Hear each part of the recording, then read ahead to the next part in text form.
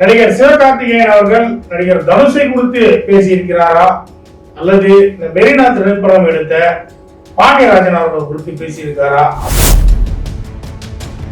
நடிகர் தனுஷ் அவர்கள் பல இடங்கள்ல சிவகார்த்திகேயன் அவர்களை விமர்சனம் செய்யக்கூடியதாக பல தகவல்கள் விமர்சனமாகவே வெளியாகி கொண்டிருக்கிறது. சிவகார்த்திகேயன் மனதளவுல பாதிக்கப்பட்டாரா என்று சொல்லலாம். ஏன்னா ஒரு மனிதன் தன்னுடைய வளர்ச்சியை அவர் இப்போ உச்சபட்ச ஒரு நடிகராக உயர்ந்து வளர்ந்து நிற்கிறார் என்று சொல்லலாம். அந்த நிலையில ஒரு மனிதன் தன்னுடைய வளர்ச்சியை குறித்து பலர் விமர்சனம் செய்வதை ஏற்றுக்கொள்ள முடியாத அளவுக்கு சிவகார்த்திகேயன் தள்ளப்பட்டிருக்காருன்னே சொல்லலாம். நடிகர் வினோத் அவர்களுடைய வளர்ச்சிக்கும் அவர்களுக்கு வாழ்க்கை கொடுத்தது நான் தான் எந்த இடத்தையும் சொல்ல மாட்டேன் அப்படின்னு சிவகார்த்திகேயன் அவர்கள் தெரிவிச்சிருக்காங்க. இந்த கருத்து தான் இப்போ பெரிய பூதாகரமா மாறி விமர்சனமா மாறி வந்திருக்கு. ஏன்னா நடிகர் தனுஷ் அவர்களை நேரடியாகவே சிவகார்த்திகேயன் அவர்கள் தாக்கிதான் இந்த கருத்தை சொல்லியிருக்காருன்னு பார்க்கலாம். உங்களுக்கு அடையாளப்படுத்த நான் யாரையும் கண்டுபிடிச்சு உங்களுக்கு நான் தான் வாழ்க்கை கொடுத்தேன், இவங்களை நான் தான் ரெடி பண்ணேன், அந்த மாதிரிலாம் நான் சொல்ல மாட்டேன். ஏன்னா என்னை அப்படி சொல்லி பழகிட்டாங்க, நான் தான் வாழ்க்கை கொடுத்தேன்னு. அந்த மாதிரி ஆள் நான் இல்லை. தனுஷ் மீது ஏற்கனவே பல புகார்கள் அடுக்கடுக்காக வண்ணம் இருக்கிறது. ஏற்கனவே தயாரிப்பாளர் சங்கத்திலேயே பல தயாரிப்பாளர்களிடம் அட்வான்ஸை வாங்கிவிட்டு அவர் பல திரைப்படங்கள்ல நடிக்காம ஏமாற்றி கொண்டிருக்கிறார் தனுஷ் பல விமர்சனங்கள் இருக்கு. குறிப்பாக சொல்லப்போனா தயாரிப்பாளர் சங்க தலைவருக்கே விபூதி அளித்தவர் தனுஷ் என்று சொல்லலாம். அந்த வகையில தயாரிப்பாளர் சங்க தலைவரிடமும் ஒரு திரைப்படத்துல நடிப்பதாக ஒப்பந்தமாகிவிட்டு அந்த திரைப்படம் கிட்டத்தட்ட பல வருடமாக நடித்து கொடுக்காமல் இழுத்து கொண்டிருக்கிறார் என்று அவர் தயாரிப்பாளர் சங்க தலைவர் அவர்களே ஒரு புகார் சொல்லியிருக்காங்க. தனுஷ் அவர்களை பற்றி தான் அதிகமாக விவாதிக்கப்பட்டது. அப்படி தனுஷ் அவர்களை குறித்து அதிகமாக விவாதிக்கப்பட தனுஷ் என்ன காரணமாக இருக்கிறார் என்று பார்க்கும்போது தனுஷ் அவர்களுடைய ஒழுக்க குறைபாடுகள் தான் இதுல பெரிய காரணமாகவே மாறிவிட்டது என்று சொல்லலாம். அதுதான் பெரிய விமர்சனமாக மாறி இருக்கு. பல திரைப்படங்களை அவர் அட்வான்ஸ் வாங்கி நடிக்காம இருக்கிறது ஒரு காரணமாக இருந்தாலும் சமீபத்தில் அவர் நடித்திருந்த இந்த ராயன் திரைப்படத்தை குறித்து பார்க்கலாம்.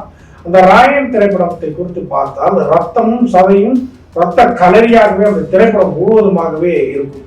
அப்படி இருக்கும்போது இந்த திரைப்படம் ஒரு வன்முறையை தூண்டும் திரைப்படமாகவே இருக்கிறது. நம்ம ஏற்கனவே இந்த விமர்சனங்கள்லாம் சொல்லியிருப்போம்.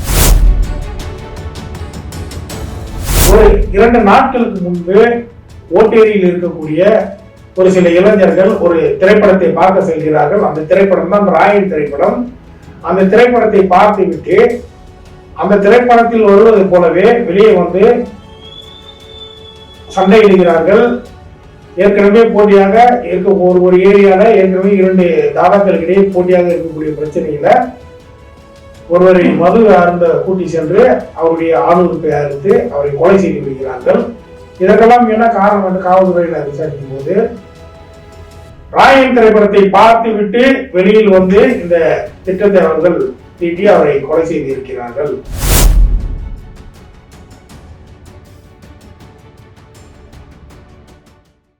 கேடகம் நேயர்களுக்கு வணக்கம். நடிகர் சிவகார்த்திகேயன் அவர்கள் நடிகர் தனுஷை குறித்து பேசியிருக்கிறாரா அல்லது இந்த மெரினா திரைப்படம் எடுத்த பாண்டியராஜன் அவர்கள் குறித்து பேசியிருக்காரா அப்படின்னு மிக பெரிய விமர்சனம் இந்த இணையத்துல போயிட்டு இருக்குது.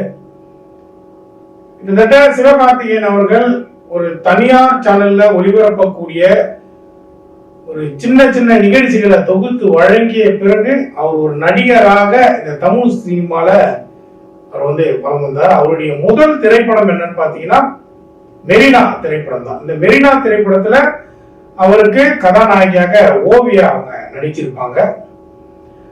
அதன் பிறகு அவருடைய வளர்ச்சியானது அபார வளர்ச்சியாகவே இந்த தமிழ் திரையுலகத்துல பேசப்பட்டது. குறிப்பா சிவகார்த்திகேயனை பொறுத்தவரையில தனி திறமையாலே அவர் தன்னுடைய தரத்தை பதிச்சு இந்த தமிழ் திரையுலகத்துல தவிர்க்க முடியாத ஒரு நடிகராக வலம் வந்து கொண்டிருக்கிறார் என்றே சொல்லலாம். அவருக்கு ஒரு அடையாளமாக 3 திரைப்படம் அமைந்திருக்கும். நடிகர் தனுஷ் அவர்கள் அந்த திரைப்படத்துல சிவகார்த்திகேயனுக்கு ஒரு நல்ல கதாபாத்திரம் கொடுத்திருப்பார். அந்த கதாபாத்திரம் மூலமாக நடிகர் சிவகார்த்திகேயன் புகழ் தமிழ் திரையுலகத்துல மேலோங்கி சென்றது என்று சொல்லலாம். அதன் பிறகு வெளிவந்த எதிர்நீச்சல் திரைப்படம் அவருக்கு ஒரு மிகப்பெரிய பெயர் கொடுத்த திரைப்படமாக இருக்கலாம். சிவகார்த்திகேயன் அவர்களுக்கு இந்த 2 திரைப்படங்களும் அவருக்கு ஒரு அடையாளமாக மாறியது என்று சொல்லலாமே தவிர, சிவகார்த்திகேயன் அவர்களுக்கு இந்த 2 திரைப்படங்களும் தனுஷ் அவர்களும் வாழ்க்கை கொடுத்தாரா என்று கேட்டால் அது ஒரு பெரிய கேள்விக்குறியாதான் இருக்கும். ஏன்னா தனுஷ் அவர்கள் அவர்களுடைய அண்ணன், அவருடைய தந்தை, இவர்கள் திரையுலகத்திலிருந்து வந்தவங்க. இயக்குனர் செல்வராகவன் இயக்குனராக வந்தவர், அவருக்கு இயக்குனராக வாய்ப்பு கொடுத்தவர் அவருடைய தந்தை கஸ்தூரி ராஜா அவர்கள். கஸ்தூரி ராஜா அவர்கள் ஏற்கனவே இந்த தமிழ் திரையுலகத்துல தளம் பதித்தவர். அவர்களுடைய அந்த குடும்பமே திரையுலக வாரிசாகவே தான் பார்க்கப்படுகிறது.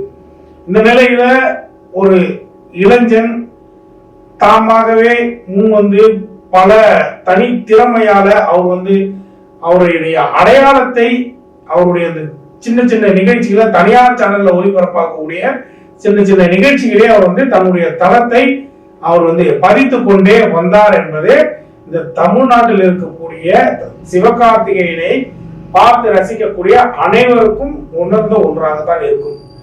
சிவகார்த்திகேயன் தனியார் தொலைக்காட்சியில் ஒளிபரப்பாக்கக்கூடிய பல நிகழ்ச்சிகளை தொகுத்து வழங்கி இருக்கிறார். பல சினிமா நிகழ்ச்சிகளை அவர் ஹோஸ்ட் செஞ்சிருக்காங்க. அது மாதிரி அவர் ஒரு மிக புகழ்பெற்ற ஒரு நடிகராகத்தான் சிவகார்த்திகேயன் அவர்கள் வலம் வந்து கொண்டிருந்தார். அதன் பிறகு அவர் ஒரு கதாநாயகனாக உருவெடுக்க முக்கிய காரணமாக இயக்குனர் பாண்டியராஜன் அவர்கள் சொல்லலாம். பாண்டியராஜன் அவர்கள் தனி திறமை உள்ளவர்களை தேடி தேடி கண்டுபிடித்து அவர்களை எந்த ஒரு சுய லாபமும் இல்லாமல் வளர்த்து விடுபவர் தான் பாண்டியராஜன் அவர்கள். இப்போ இயக்குனர் பாண்டியராஜன் அவர்கள் குறித்து சிவகார்த்திகேயன் சொல்லிவிட்டாரா அப்படின்ற ஒரு கேள்வி ரசிகர்கள் மத்தியிலையும் எழுந்தது. ஏன்னா முதல் திரைப்படத்தை இயக்கியவரே பாண்டியராஜன் தான். அப்படி இருக்கும்போது பாண்டியராஜன் அவர்களுக்கும் சிவகார்த்திகேயனுக்கும் எந்த ஒரு மனஸ்தாபமும் இல்லை. அவர்களுடைய நட்பு இதுவரை உறவாகவே தான் இருந்து கொண்டிருக்கிறது. பிரிக்க முடியாத உறவாக இருந்து கொண்டிருக்கிறார்கள். இந்த நிலையில பாண்டியராஜன் அடுத்து விஜய் சேதுபதியை வச்சு திரைப்படம் எடுத்துக் கொண்டிருக்கிறார். அதற்கு அடுத்ததாக சிவகார்த்திகேயன் அவர்களிடமும் மீண்டும் ஒரு திரைப்படம் ஒப்பந்தமாக இருக்கிறார் என்ற தகவல்லாம் வந்திருக்கு. இந்த நிலையில பாண்டியராஜனுக்கும் சிவகார்த்திகேயனுக்கும் எந்த ஒரு பிரச்சனையும் இல்லை. அவர்கள் ஒரு சுமூகமான நட்பை இதுவரையுமே உருவாடி கொண்டு வருகிறார்கள் என்றுதான் சொல்ல வேண்டும். இந்த நிலையில நடிகர் தனுஷ் அவர்கள் பல இடங்கள்ல சிவகார்த்திகேயன் அவர்களை விமர்சனம் செய்யக்கூடியதாக பல தகவல்கள் விமர்சனமாகவே வெளியாகி கொண்டிருக்கிறது. இந்த நிலையில சிவகார்த்திகேயன் அவர்கள் வினோத் இயக்குனர் அவர்களுடைய திரைப்படம் கொட்டுக்காளி என்ற திரைப்படம் இயக்கி கொண்டிருக்கிறார். இதற்கு முன்பு கூழாங்கல் என்ற திரைப்படம் அவர் இயக்கியிருந்தார். அந்த திரைப்படமும் ஒரு ராட்டர்டாம்ல ஒரு விருது பெறும் அளவுக்கு ஒரு மிகப்பெரிய ஒரு வரவேற்பை பெற்ற திரைப்படம். அடுத்ததாக அவர் கொட்டுக்காளி என்ற திரைப்படம் சூரிய வைத்து எடுத்துக் கொண்டிருக்கிறார். இந்த சிவகார்த்திகேயன் அவர்களுடைய நெருங்கிய நண்பராக கருதப்படக்கூடியவர். இவர்களுக்கான இந்த நட்புவான உறவு மிக ஆழமான ஒரு உறவுனே சொல்லலாம். அப்படி இருக்கும்போது சிவகார்த்திகேயன் மனதளவுல பாதிக்கப்பட்டாரா என்றும் சொல்லலாம் நம்ம. ஏன்னா ஒரு மனிதன் தன்னுடைய வளர்ச்சியை அவர் இப்போ உச்சபட்ச ஒரு நடிகராக உயர்ந்து வளர்ந்து நிற்கிறார் என்று சொல்லலாம். அந்த நிலையில ஒரு மனிதன் தன்னுடைய வளர்ச்சியை குறித்து பலர் விமர்சனம் செய்வதை ஏற்றுக்கொள்ள முடியாத அளவிற்கு சிவகார்த்திகேயன் தள்ளப்பட்டிருக்காருன்னே சொல்லலாம். அப்படிதான் பார்க்கணும். ஏன்னா ஒரு ட்ரெய்லர் லான்ச்ல அந்த கருத்தை அவர் சொல்லக்கூடிய அவசியமே கிடையாது. வினோத் அவர்கள் இந்த திரைப்படத்தை நல்லபடியாக எடுத்து இந்த திரைப்படம் நல்ல ஒரு லாபத்தையும் வருவாயும் ஈட்டி கொடுத்தால் அடுத்த திரைப்படமும் அவருக்கு நான் தயாரிக்க ஒப்பந்தம் செய்வேன்னு சிவகார்த்திகேயன் அவர்கள் மேடையிலே சொல்லியிருக்காங்க. அடுத்த திரைப்படத்துக்கும் இப்பவே அவர் ஒரு கொட்டேஷனை போட்டாரே சொல்லலாம். ஆனா அதே நேரத்துல வினோத் அவர்களுடைய வளர்ச்சி பெரிய அளவுல இருக்கும். அவர் தேசிய விருது வாங்கக்கூடியவராகவும் வினோத் அவர்கள் வளர்ந்து வருவார். அப்படி அவர் வளர்ந்து பெரிய ஆளாக வந்து விட்டாலும், பெரிய இயக்குனராக வந்து விட்டாலும், நடிகர் வினோத் அவர்களுடைய வளர்ச்சிக்கும் அவர்களுக்கு வாழ்க்கை கொடுத்தது நான் தான் எந்த இடத்தையும் சொல்ல மாட்டேன் அப்படின்னு சிவகார்த்திகேயன் அவர்கள் தெரிவிச்சிருக்காங்க. இந்த கருத்து தான் இப்போ பெரிய பூதாகரமா மாறி விமர்சனமா மாறி வந்திருக்கு. ஏன்னா நடிகர் தனுஷ் அவர்களை நேரடியாகவே சிவகார்த்திகேயன் அவர்கள் தாக்கிதான் இந்த கருத்தை சொல்லியிருக்காருன்னு பார்க்கலாம். உங்களுக்கு அடையாளப்படுத்த நான் வந்து யாரையும் கண்டுபிடிச்சி உங்களுக்கு நான் தான் வாழ்க்கை கொடுத்தேன், இவங்களை நான் தான் ரெடி பண்ணேன், அந்த மாதிரிலாம் நான் சொல்ல மாட்டேன். ஏன்னா என்னை அப்படி சொல்லி சொல்லி பழகிட்டாங்க, நான் தான் வாழ்க்கை கொடுத்தேன்னு. அந்த மாதிரியால் நான் இல்லை. பல திரைப்படங்கள்ல நடிகர் சிவகார்த்திகேயன் அவர்கள் வந்து நடிச்சிருக்காரு. எல்லா திரைப்படமும் அவருக்கு ஒரு பெரிய வசூலை வாரி கொடுத்ததாக தான் பார்க்கணும். அதன் பிறகு அவர் ஒரு தயாரிப்பு நிறுவனத்தை தொடங்கி அதுல பல திரைப்படங்களை இயக்கி கொண்டிருக்கிறார். நிறைய புதுமுகங்களையும் அவர் வந்து இன்ட்ரோடியூஸ் பண்ணியிருக்காருன்னு சொல்லலாம்.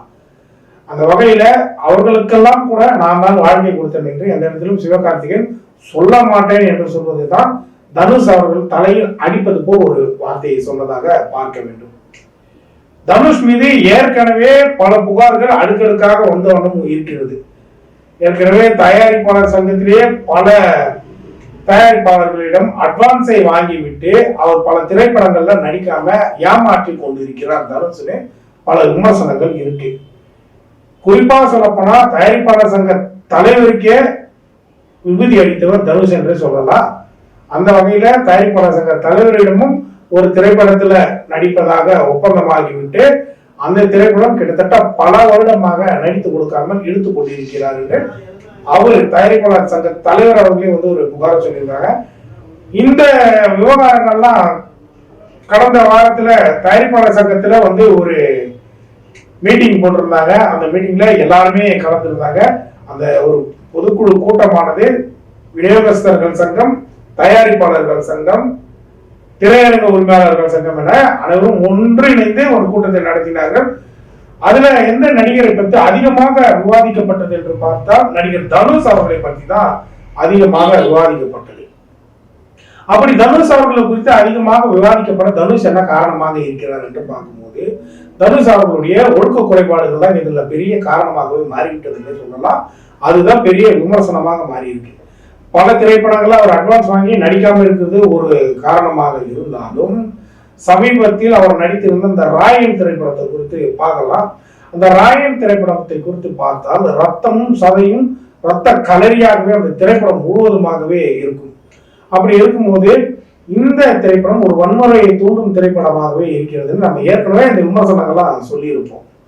அப்படி இருக்கும்போது ஒரு 2 நாட்களுக்கு முன்பு ஓட்டேரியில் இருக்கக்கூடிய ஒரு சில இளைஞர்கள் ஒரு திரைப்படத்தை பார்க்க செல்கிறார்கள். அந்த திரைப்படம் தான் ராயன் திரைப்படம்.